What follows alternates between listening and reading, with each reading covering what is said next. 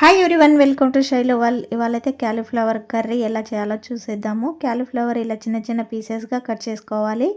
ఉల్లిపాయ ముక్కలు, టమాటా ముక్కలు, పచ్చిమిర్చి ఇలా కట్ చేసుకొని ముందుగానే పెట్టుకోవాలి. స్టవ్ మీద గిన్నె పెట్టి నీళ్ళు కాగిన తర్వాత ఇందులో కొద్దిగా పసుపు వేసుకోవాలి.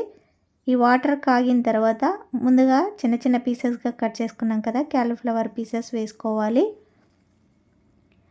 ఇలా పసుపు వేసి ఆయిల్లో ఉడకబెట్టడం వల్ల ఇందులో చిన్న చిన్న క్రిములు ఏమైనా ఉంటే చనిపోతాయండి. ఇలా ఉడికించుకోవాలి ముందుగానే. కూర కూడా మనకి త్వరగా అయిపోతుంది ఉడికించుకుంటే.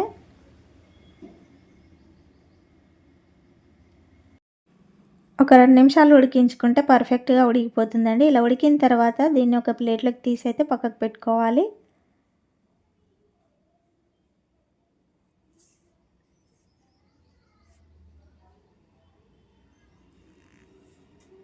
చాలా బాగుంటుందండి క్యాలీఫ్లవర్ కూర. చపాతీలో, రైస్లో, పూరీలో ఎందులో అయినా సూపర్గా ఉంటుంది.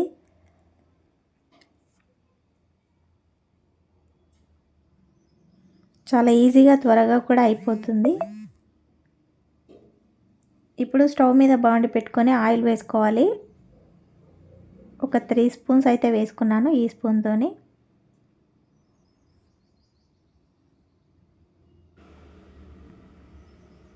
ఆయిల్ వేడెక్కిన తర్వాత ఇందులో పోపు దినుసులు వేసుకోవాలి. 1/2 టేబుల్ స్పూన్ ఆవాలు, 1/2 టేబుల్ స్పూన్ జీలకర్ర, కొద్దిగా మినపప్పు, కొద్దిగా శనగపప్పు వేసుకోవాలి.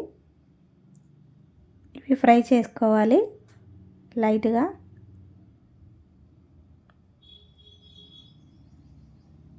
ఇప్పుడు ముందుగా కట్ చేసి పెట్టుకున్న ఉల్లిపాయ పీసెస్ వేసుకోవాలి.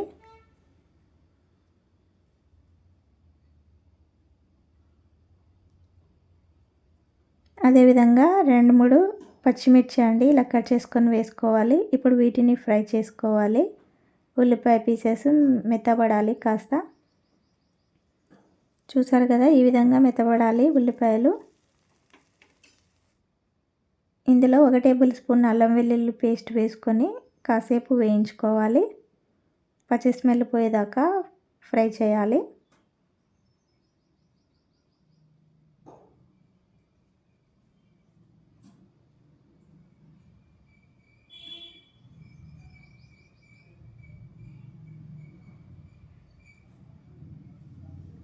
ఇప్పుడు ఇందులో మెంతి కూర అండి. నేను ఇలా దీన్ని చిన్న చిన్న కట్ చేసి ప్లేట్లో పెట్టి ఆరబెట్టేస్తాను ఇంట్లోనే.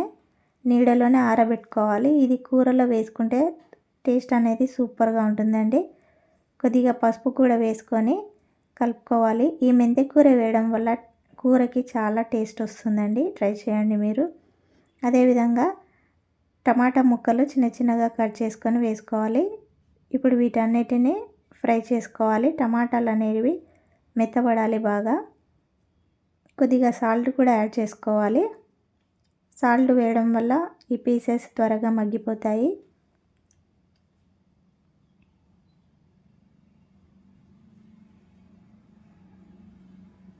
ఇప్పుడు దీనిపైన మూత పెట్టి ఒక 2 నిమిషాలు ఉడికించుకోవాలి. 2 నిమిషాల తర్వాత మూత తీసి మరొకసారి కలుపుకోవాలి. ఇలా కలుపుతూ మూత పెడుతూ తీస్తూ ఈ టమాటా పీసెస్ అనేవి మెత్తబడేదాకా ఉడికించుకోవాలి.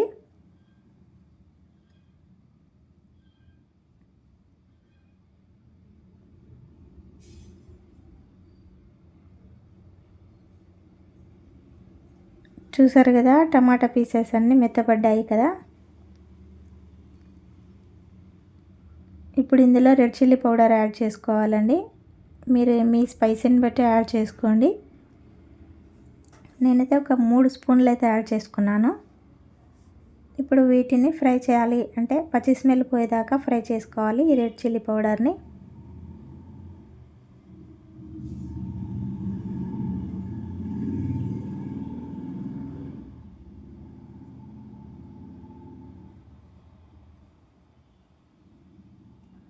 ఇప్పుడు దీనిపైన మూత పెట్టి 1 నిమిషం పాటు మగ్గించుకోవాలి.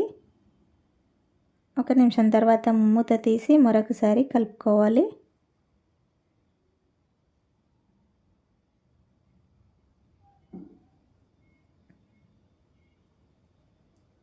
ఇప్పుడు ఇందులో వాటర్ యాడ్ చేసుకోవాలండి. ఒక గ్లాస్ అంత వాటర్ యాడ్ చేసుకోవాలి.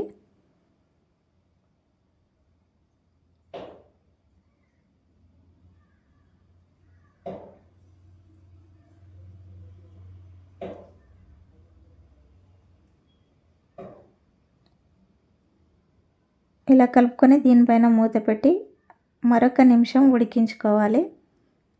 ఒక నిమిషం తర్వాత మూత తీసి మరొకసారి కలుపుకోవాలండి.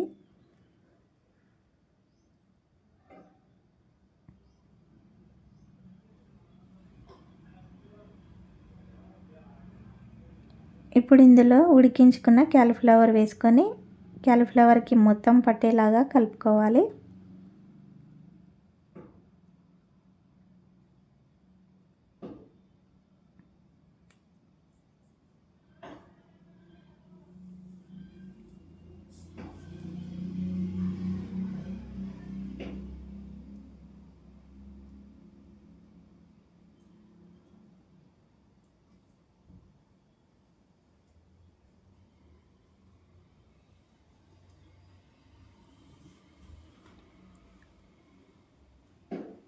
ఇలా ఉడికిన తర్వాత ఒక 2 స్పూన్ల ధనియా పౌడర్ వేసుకోవాలండి.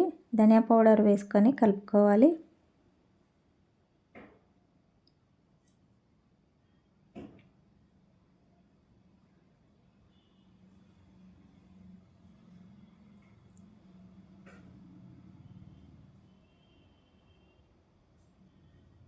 ఇలా కలుపుకొని మూత పెట్టి ఒక్క నిమిషం పాటు ఉడికించుకుంటే కూర అయితే రెడీ అయిపోతుందండి.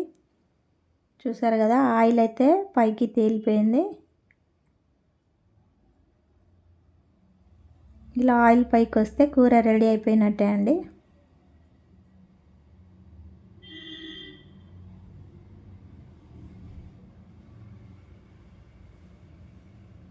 ఇప్పుడు ఫైనల్గా దీనిపైన క్లీన్ చేసుకున్న కొత్తిమీర వేసుకొని కలుపుకోవాలండి.